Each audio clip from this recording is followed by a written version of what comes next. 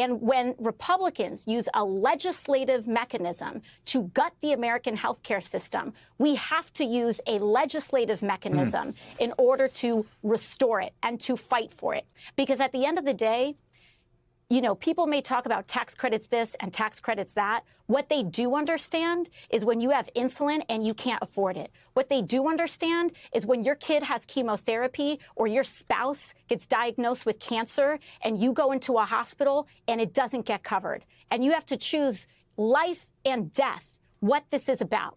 Now, that does not mean that we ignore the abhorrent violation of law and norms and what is happening with our U.S. cities. But we have a broad spectrum of ways and places that we can fight, including our governors, our attorney generals, and our state and municipal leaders, as you just saw. So I just want to make sure I understand this just from your perspective here. So, and I think this is generally the view of congressional leadership as well. You can correct me if I'm wrong. If there was bipartisan compromise, right? If everyone came together, the leaders of the parties, the president, and said, yes, these 5 things, we're going to make sure that these premium supports keep going. We're going to fund community health centers, whatever the sort of asks on appropriation around people's affordable health care. If those were met, Democrats would be a yes. Like, that is the box that this is happening in, as opposed to we can't fund a Department of Justice that prosecutes political enemies or whatever else might be out there. Well, let me tell you, Chris, the mechanism by which that deal is locked is not just about agreeing in concept on tax credits. We need to do it with no tricks, no games, and no backdoors, which includes rescissions.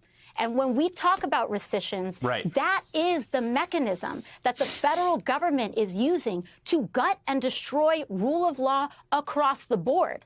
So we are fighting to ensure that health care is protected for every American. But the way that we do that also means that the only way that you guarantee that is by forcing them to adhere to the rule of law, which means eliminating the rescission loopholes that they put in the CR earlier this year, which the Senate, unfortunately, had caved on then, and we're ensuring that doesn't happen now.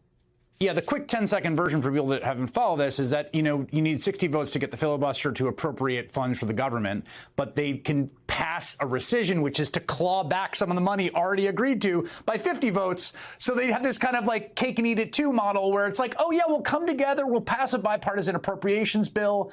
And then when we've done that, then we'll go and get rid of the stuff we don't like, which just seems like an insane way to negotiate. It's no way to negotiate. And again, we don't even have to get into the technicalities of this.